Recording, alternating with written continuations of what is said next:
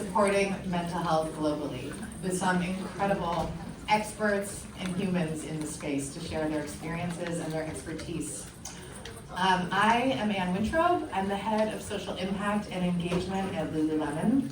And again, it is just really incredible to see so many of us here for this conversation. So just quickly, at Lululemon, we stood up our Center for Social Impact about 4 years ago with the goal of impacting 10 million people with well-being tools and resources by 2025. We got ahead of that goal, which is amazing, and we're now establishing our North Stars for 2030 with these partners and so many more that I hope you have the opportunity to meet at the Social Innovation Summit. And when we began the work, as I mentioned, we were really focused in on a very expansive vision of well-being and how we can really drive equity and well-being. And yes, that absolutely remains true. And at the same time, given how we have all come to understand so much about the global mental health crisis, there's such a great vibe here. I don't want to bring the vibe down, but I do just want to really center this conversation. You know, I think so many of us are aware of how acute it is. That 1 in 7 young people are living with a mental health condition. That 1 in 4 of them, I'm sorry, the parents, this always gets me. That 1 in 4 of them are living with a caretaker or a parent with mental health challenges. That suicide is the #1 cause of death for young girls between the ages of 15 and 19, and for young boys, it's #4. It is truly a crisis of our time, and if there is one silver lining, it's that so many of us are here in this conversation, and that leaders like our panelists are doing the work that they are. So let me introduce our panelists. We are joined today by Dr. Zeinab Hijazi she is the Global Mental Health Lead at UNICEF.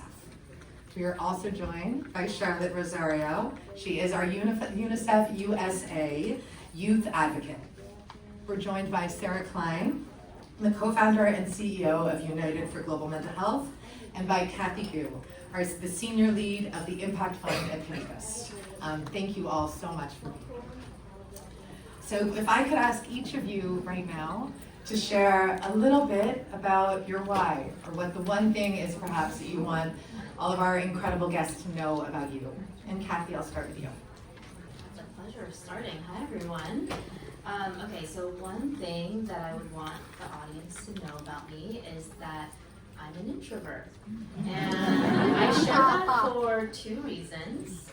First is that at my very first real public speaking engagement was at a conference, and there was a CEO up on the big stage with bright lights, and he admitted that he had been actually dreading the whole thing because he's an introvert. And watching him, and he did great, made me realize, hey, actually us introverts can do this whole public speaking thing.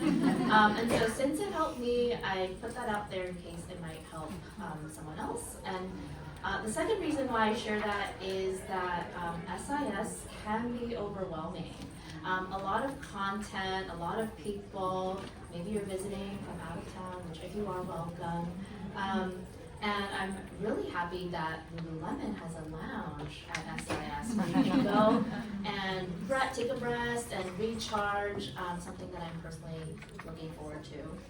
And then in terms of my why, I immigrated to this country when I was 7 years old, and my family really struggled. And what was promised actually felt like a mirage. And my experience gave me a really deep understanding of what it feels like to be othered. And it also equipped me with the skills of code switching and understanding different perspectives. And so that's why now I see my role as that of a connector, really promoting connection and understanding as a way of contributing to a better world. I love that. Kathy, thank you so much for sharing. You lead and you are doing so much to connect and make a better world with these incredible partners. And I know at Lululemon, we're so grateful to be working with you and with Pinterest.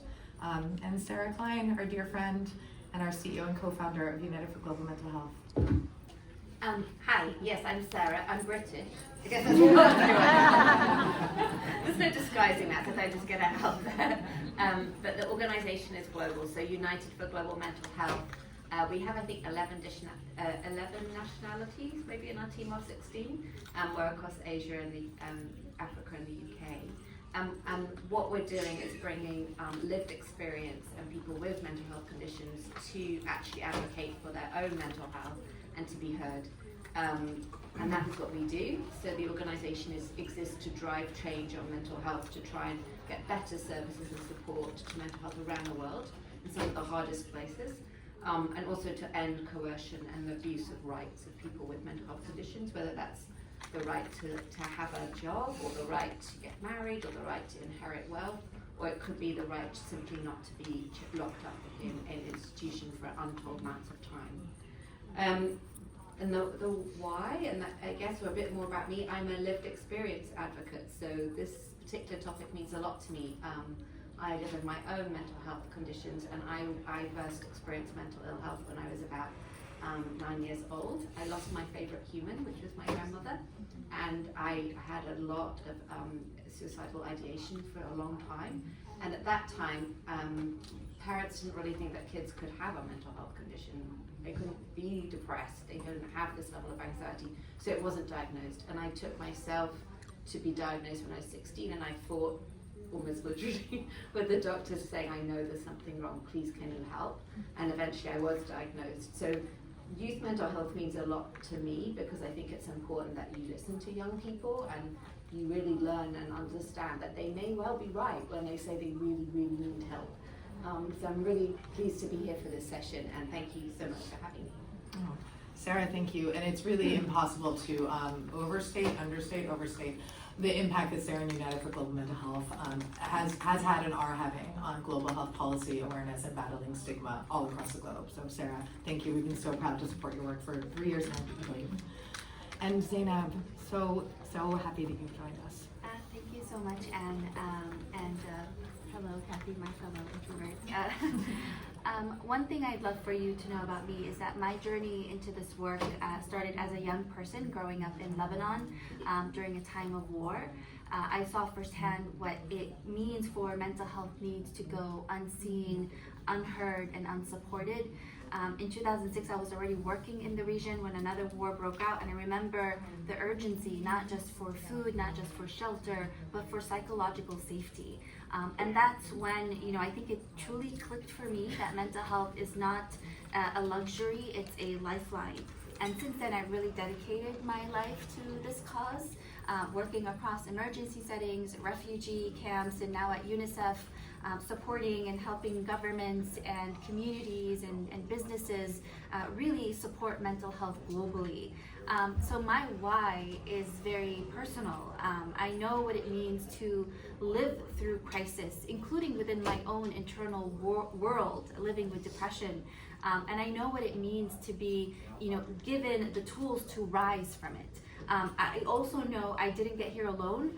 When I was starting out, I had people in my life, wonderful people, mentors and leaders who really believed in me and created the space for me to grow. So now I try to give back, whether it's through the young people on my team or through the networks that we engage with at UNICEF globally. I really believe that we need to be engaging youth, not just symbolically, but with real intention and a shared power. Zeinab, thank you. You are such a force personally and professionally, and it's been remarkable to see how you've really centered mental health within UNICEF, and I'm so excited to learn more about that today. And Charlotte, as far as I'm concerned, these conversations should never happen without a young person, and we are so honored that you have joined us today. Thank you. Thank you. And would love to hear what you would like the audience to know about you and your why. Well, thank you, Anne. No surprise. I guess, we have introversion being British. I'm 18, so that's, I guess, my one thing. I'm actually graduating high school on Sunday, so.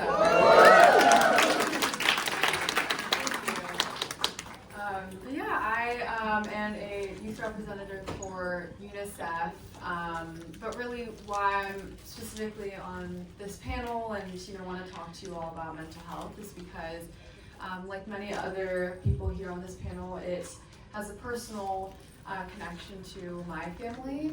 I actually lost a family member to suicide when I was in middle school in 2020, and that was the start of the COVID pandemic for me. And so during the pandemic, I watched not only myself but also many of my friends struggle, whether that be just loneliness. I watched one of my closest friends battle with a really tragic eating disorder, and a friend go through depression residential treatment for many years. And so I've seen firsthand at my school and in my community just how big and impactful this crisis really is, and how many people are suffering who are my age. And so my journey kind of started from there. I actually used advocacy, joining communities like UNICEF as a way to move forward, and found community, and getting to sit alongside these other panelists who care so much about the well-being of me and my friends. It truly is, it warms my heart, and it's why I want to continue to be in these types of rooms surrounded by all of you. So thank you so much. Thank you for letting me speak to you all today.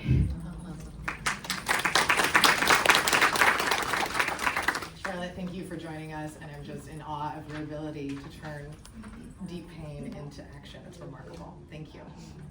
Okay, let's get into our conversation. So Zeinab, UNICEF has been focused in on the well-being of young people for more than 80 years, I believe. Can you tell us more about how mental health is now so central to the work that UNICEF does all around the globe? Yeah, thank you so much, Anne, for that question. And indeed, mental health is at the core of our work at UNICEF. It's not just in one space, you know, it's really embedded across everything that we do. In schools, we're working with governments and ministries of education to train teachers on how to recognize signs of distress in students and in young people, how to create environments that are kinder and gentler to young people who are in these spaces that bring so much positivity, but also puts children at such great risk for abuse and violence. And really working to ensure that empathy is part of the classroom culture. We've also supported, you know, peer-to-peer initiatives that help young people support each other. You know, you spoke, Charlotte, about the people in your life, and so just really thinking about how young people can show up for each other, not just academically but emotionally. In health clinics, you know, we're working to expand access to care by training general practitioners and nurses and social workers, so that mental health support isn't something that you have to go far to get. You know, we really want to be able to ensure that these services are available where people are already seeking other forms of care. And in communities affected by emergencies and conflict, you know, we're really helping caregivers and young volunteers and frontline workers to really enable them with and empower them with the skills that they need to help others cope and heal, often with very, very limited resources. So that's a bit of the how. Now today, you know, we are at UNICEF launching a new perception study that is focused on Gen Z, so young people from ages 14 to 25, and how they're experiencing today's global challenges. We talk to youth from across 7 countries, including here in the US, in order to better understand their mental health, their sense of agency, and their hopes for the future. And what we found was really powerful. You know, young people, they care deeply about the world, they care about others, and they care about justice. But 6 in 10, they say that they feel overwhelmed by the news, they feel overwhelmed by climate change, they feel overwhelmed by conflict, and by what feels like this constant crisis. And that sense of overwhelm often shows in lower well-being and a feeling of being stuck, of not knowing how to make a difference. Again and again, the 3 issues that come up with young people is mental health, it is climate, and it is transitioning to the workforce. And these 3 things really encompass their lived realities. and they're deeply connected to, you know, how Gen Z sees its future. And the study also showed us that while awareness of mental health is growing, we're all in this room, I think we can finally say, you know, after COVID, that we are all aware about the importance of mental health. But stigma is still a very, very major barrier for young people, especially in schools and in the workplace. Many young people told us that they actually feel judged or dismissed when they are opening up about their mental health. And even when they want to seek support, we learned that only about half know where to even find that support or how to even cope. But maybe, just maybe, I will pivot a little bit and say that Gen Z are also showing hope, of course, you know, so it's not all doom and gloom. 1 in 3 Gen Zers say that they want to support their peers, that they want to show up for the people in their life who are exhibiting signs of stress and anxiety. They want to be part of a solution, and they want meaningful collaboration across generations. They want to work with us. They want to work with the generation above them. So our job, whether we're in government or businesses or, you know, or whether we're working humanitarian work, is to really create that space for that leadership and to really move beyond awareness and to really build programs that are co-designed and co-led and grounded in what young people are actually asking for. Yeah, Zeinab, it is a remarkable study. You should all have postcards with the QR code. There's so much in there that is simultaneously really surprising and really affirming. We'll get more into it, but I really encourage everybody to check it out. Thank you for all of this work. It's remarkable. And Sarah, can you share, we'd love to know about what you're seeing now at United for Global Mental Health, and especially what you're seeing through your Global Mental Health Action Network on the current state of youth mental health. Thank you very much, Anne. And yeah, the study is really great and it's really worth reading. I'd recommend it if you haven't read it already. The Global Mental Health Action Network that we run has 6,500 members. It's around 3,500 organizations in 170 countries. So when we talk about mental health, we're principally, we work a lot with the 1/3 who want to show up for others and who want to make a difference. And those are the people that we're really supporting to make that difference. And anyone in this room is very welcome to join the Action Network. It's free. The point of it existing is to make change happen. So I would say that while there are a lot of challenges and pressures, I think the encouraging point is how many people want to make a difference and how many people want to make change happen. So some of the things that Zeinab has spoken about, maybe to unpack that a little bit further. So for example, working with Hijazi, who supports mental health, does help mental health support for young people in Ukraine or who've been displaced from Ukraine. You know, they're doing amazing work supporting young people, fellow young people on their mental health. Or Let's Unpack It, which is based out of the Caribbean, which is working on climate change and mental health and raising awareness in that sense. The reason I mentioned those two is because we brought them, amongst others, to the World Health Assembly in the past month to talk to health ministers and explain the realities of mental health and what it really means on the ground. And I think climate is an interesting issue. So we hear a lot about climate anxiety. That's almost the luxury, because actually for many of the people we work with, it is the everyday now. Climate change is the everyday reality. They're beyond that, the worry, it's with us now. So it's really important to think about how different it is in different parts of the world too, about where those pressures come from and what's happening for most people. But certainly to Zeinab's point, you're seeing concerns around mental health, around climate, and then about jobs and the workforce.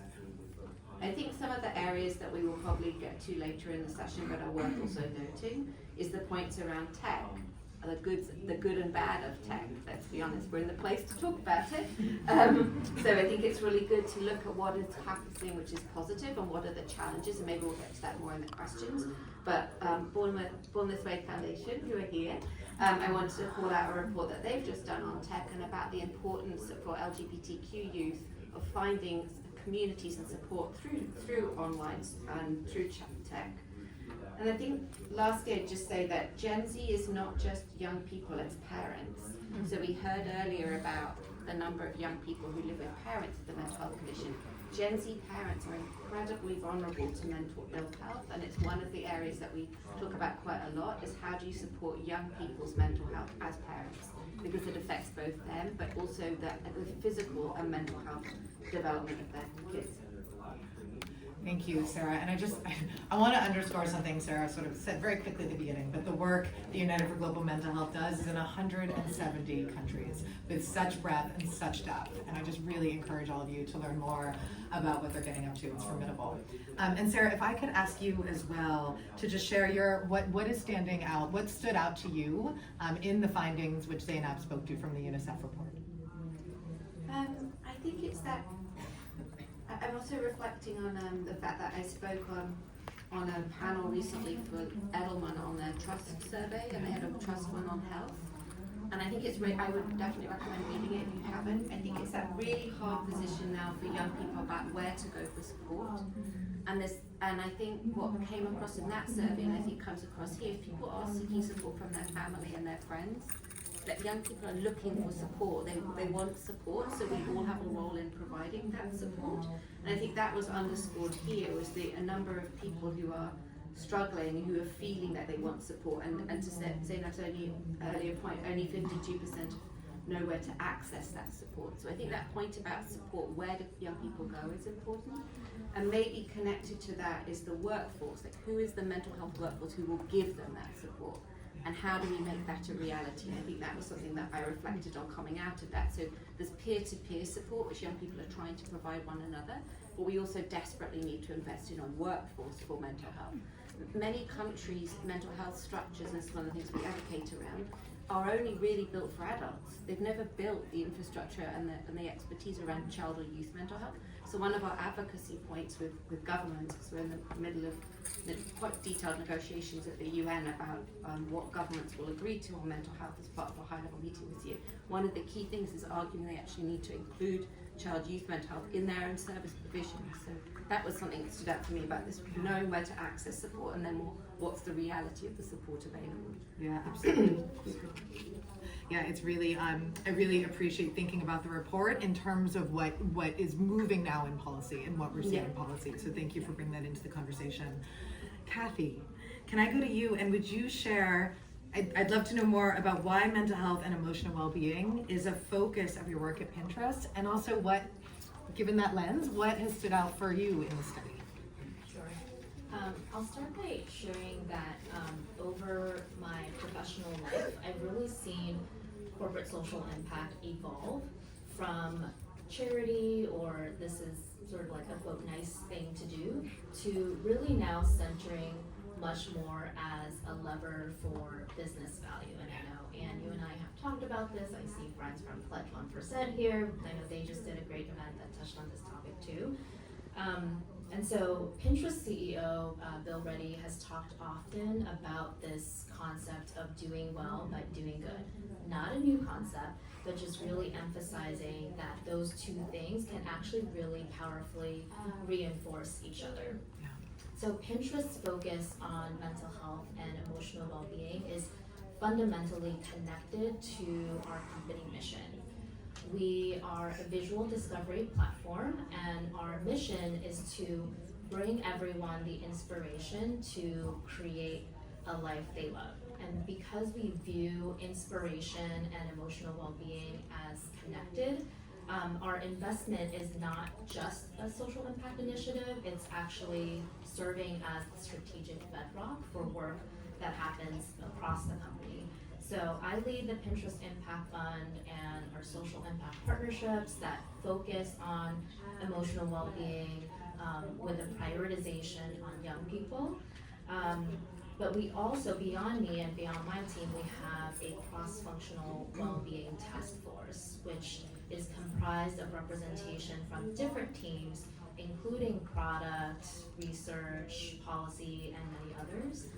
And so a big part of my role is actually to serve as a two-way connection point between the insights from our external partners and organizations and then these internal teams. In terms of the UNICEF research, I echo what Sarah said, do recommend you taking a closer look. 3 key reflections from me to share. The first is that in the last year or so, I've been seeing better and deeper research on youth mental health, but mostly focused on the US. And Pinterest is a US-based company, but we are a platform with global presence. So to have this kind of global sampling is really meaningful. The second thing is that the narrative on youth mental health has, I found, primarily been through an adult lens. So I really love, as Zeinab touched on this, that this research really centers the youth perspective. And why does that matter to Pinterest? Well, Gen Z is the fastest growing demographic on our platform, with Gen Alpha coming up right behind them. So we are also doing a lot of thinking about how we can increase youth engagement, not just from a social impact perspective, but to inform our product and policy. And then last thing is that I think this research really sheds light on depth and nuance. So the media is not a fan of nuance. And so the dominant narrative has been a very simplified one. And just take technology as an example of like, oh, just take the phones and social media away from them and the kids won't be anxious anymore and they'll be fine. When really, as evidenced by this research, the more holistic picture is that young people are really smart, they're very tuned in, and they're frankly very disappointed by the systems and circumstances that they're inheriting. And I think that is a much more complex narrative that we have to grapple with. Yeah, absolutely. Thank you, Kathy. And yes, cheers to continuing to shift that narrative. And with that, Charlotte, we'd love to hear from the report and from this conversation how these challenges and opportunities resonate for you and what you're experiencing with your peers here in the U.S. Yeah, thank you. Well, I think one thing that I want to emphasize, and I know people have touched on this, is that already in terms of the approaches that we're taking in terms of addressing this mental health crisis, there's already been a shift in the last year or two, especially coming out of the pandemic. There is a lot of awareness campaigns that were being done. I'm sure, I remember this actually being, 4 years ago, maybe 6 years ago, of just at least informing people about mental health, giving people the vocabulary of saying, this is what mental health is, this is what it looks like. And then what, I know myself and a lot of my peers started to see is that on social media, people now knew about mental health, and so we often see people self-diagnosing, and that kind of actually became a new type of extreme that would be happening in social media spaces. And so evidently, young people now know about mental health. They are honestly quite aware of it, and so the new problem that we are being tasked with is how do we now connect youth with services and resources? Because youth know they need help, they know they are struggling, and I know my panelists touched on this, they just now need help finding those right services. And I know the statistic that was brought up was that only 1/2 of young people actually end up accessing those services. And so I think there's definitely a component of stigma in there still, where now it's, am I going to feel comfortable bringing this up with my parents or my teacher? As a 12-year-old, will I be comfortable going up to a professional and talking about my situation? There's also very much differences between youth of different demographics. You already have other aspects of your identity that are not very much represented in the workforce for mental health, like therapists, for example. If they don't look like you, or that might also become a barrier for a young person to go to their school counselor. So those are some of the issues I've seen, and definitely progress needs to move forward in that direction. Yeah, absolutely. Thank you for sharing that. And what I understand the study found is that, as Charlotte was saying, that 2 in 5 young people feel there is stigma when discussing mental health at school or work. And that women are more likely to experience stigma at school, 42% for women versus 36% for men. So really interesting to hear how your experience, is really centered within that statistic. Zeinab, The study also highlights that coping mechanisms like movement, music, nature, and social connection are vital for young people. Bias admitted, I was especially interested to see the emphasis on movement there. So if you could share more about what community-based and research-driven examples you're seeing that are improving mental health, that would be wonderful. Yeah, thank you so much. And so one of the most powerful takeaways from the study was that young people they're already finding ways to care for their mental health. Even when formal services they aren't available. You know, they are turning to what's accessible, right? They're turning to moving their bodies, to creating music, to finding peace in nature, to learning, to leaning and learning from their friends. These ways of coping, they are effective, right? They are helping to regulate stress. They are helping to create meaning. They're helping to restore a sense of calm and connection in very uncertain times. And we've seen this play out around the world. You know, I think we're here in the US, but it's very important to think about examples that resonate. I mean, building on Charlotte, what you were saying, you know, different communities require different solutions, and we're always so wonderfully happy to see these examples of these solutions come through in the community programs that UNICEF is supporting across the globe. In South Africa, we've supported community dance spaces that open up conversations around healing. In Jordan and Lebanon, we have youth-led art collectives that are giving young people a space to express themselves through art and without saying things out loud. And in parts of Latin America, teachers are being trained in simple mindfulness techniques that are now part of the school day. So kids can breathe, so that kids can pause, and so kids can reset when an anxiety shows up. So what ties all of these together is that they're grounded in local culture, and they're often led by youth themselves. They're also low cost and really scalable. You know, I think we're always talking about mental health solutions as these things that are so far-fetched, that are so expensive. Locally led, culturally appropriate solutions are available, and young people are telling us what they are. So we really need to be able to support these youth-led solutions and back them up with the systems and the services, because for those children who need that additional support, that more specialized care, those services need to be available in those communities, and that's where our role comes in.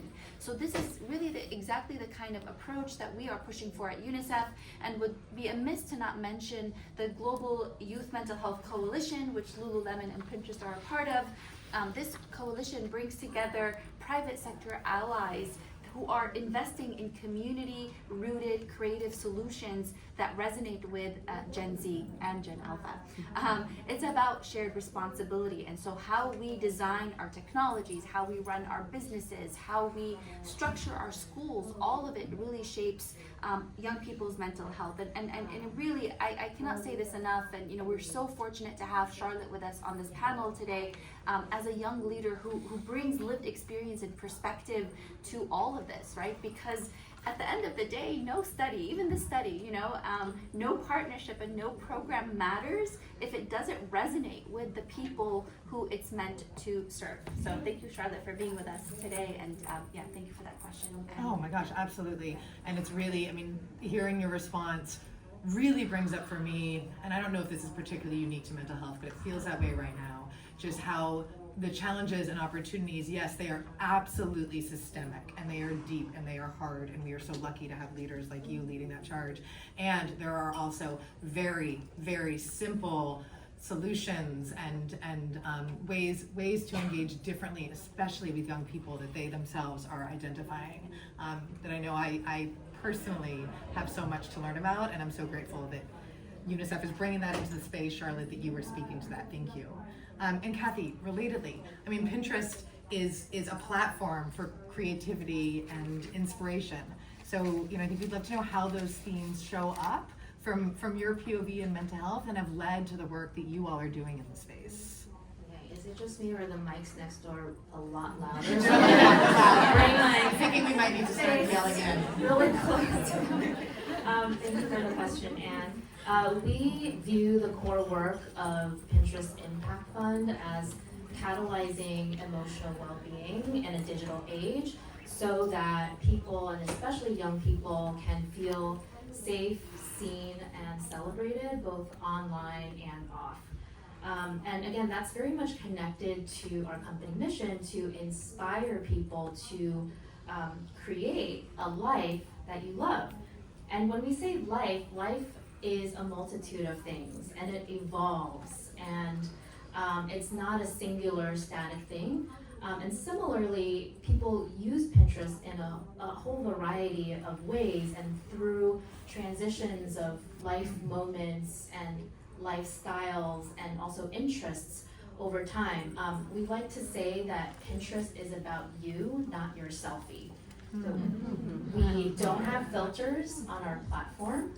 We have a dedicated, inclusive product team. So as a company, we're very much about meeting people where they're at. And that's a big part of why we really emphasize art and creative expression and community-based solutions in our work on mental health.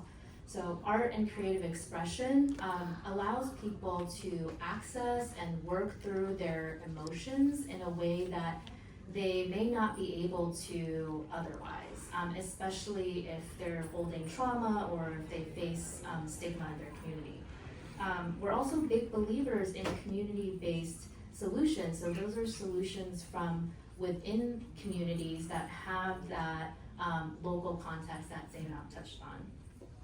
One key program that brings these two components together is the Hidden Healing Fund, which is something that Pinterest and Lululemon are founding partners of, and I see our friends at Showtime MTV, and we've got some other partners who are involved in the initiative too. And the Hidden Healing Fund is a collective initiative that was inspired directly by what we were hearing from young people, that they want and need more healing practices that are grounded in community, culture, and connection.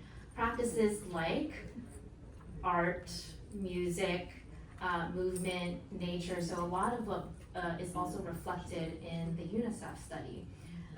And what makes this initiative really special is that when I say that it's a collective initiative, I really mean it. We've brought together a group of corporate partners, community partners, and young people to dialogue together, to learn together, and most importantly, and also the most difficult, make decisions together.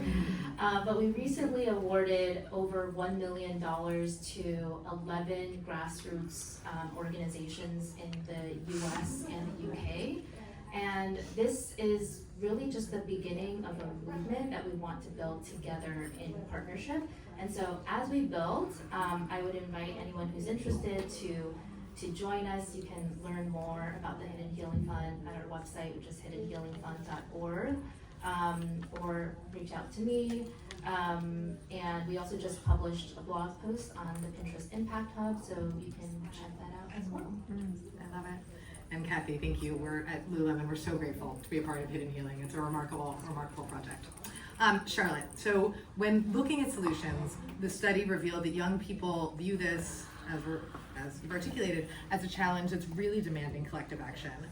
And y'all want to lead the way, and you should be leading the way. So can you just help us to understand how we can ensure that young people are meaningfully engaging and shaping and implementing the programs and policies that impact them?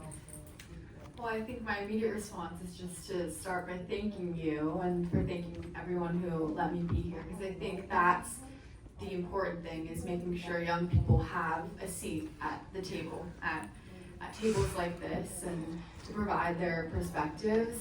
I want to echo some of the things that some of the other panelists shared, which is that oftentimes when adults are trying to design solutions for young people, it frankly sometimes honestly gets overcomplicated, because you assume that, adults might assume that there are so many different things that need to be done to fix a problem, and design all these new features, and throw all this money and funding towards these projects that really in the end, like what Zeinab touched on, which is that sometimes really all they want is just a coloring book, or something as simple as that, as something that is very much in tune with their own interest. And you know, in the study it actually talked about how even having young people listen to music, letting them just have an hour of their day to just go on Spotify and play some music to themselves, that in itself can make a huge difference in a young person's mental health. And so I think it's important to actually have youth involved in these projects, you know, not just for a one-time panel, but also long-term throughout the whole, you know, design process, not just in the ideation stage, but also the implementation stage, because often, you know, you might also see cases where the young person will provide some input and then it might get cut out somewhere along the line. So having them in the process the whole way is super important.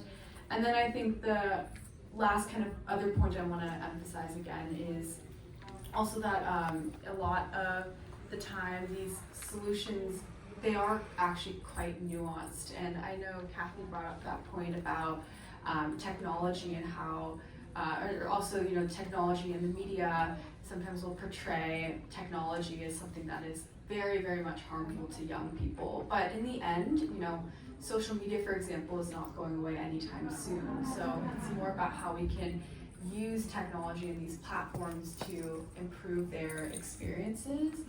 It's not about taking it away or causing any sort of extremes, because as we know, when you have one extreme, you just go the other direction immediately after. So it's all about nuance, it's all about talking to youth. Well, that feels like the right note to conclude this part of the panel on. But I would, before closing things up, we have about 5 minutes, and we really wanted to be sure that we had time for ample Q&A. So let's get that started, shall we? Yes. Hi, good morning. My name is Dr. Nadia Monique. I'm the founder and CEO of the Black Women's Mental Health Institute, and I appreciate all of the conversation that's been taking place here. We are a national organization founded and headquartered in historic Birmingham, Alabama, and a lot of what you're talking about in regards to youth programs, youth advisory councils, school-based programs related to art and dance, those are very important in making impact in our state. What I'm also noticing, though, is that there is another population that we're missing. For example, in Birmingham, there's high gun violence. So we have a lot of young individuals who are dealing with trauma, PTSD, also young men and women who are not seeing themselves live past 18. You talk to a 15-year-old, they don't see 18, so they can't plan for college. Then there are rural areas, like for example, a part of Birmingham where Walmart closed, right? And so now it's food desert. So now you have schools that are trying to support students in their mental health, but they don't have food. And then there are other rural areas like the Black Belt, which has no mental health access. So, our response is teletherapy, but there's a digital divide. So I'm very interested in some of the things that you're talking about, but also curious if your foundations are kind of creating solutions and programs that address those populations.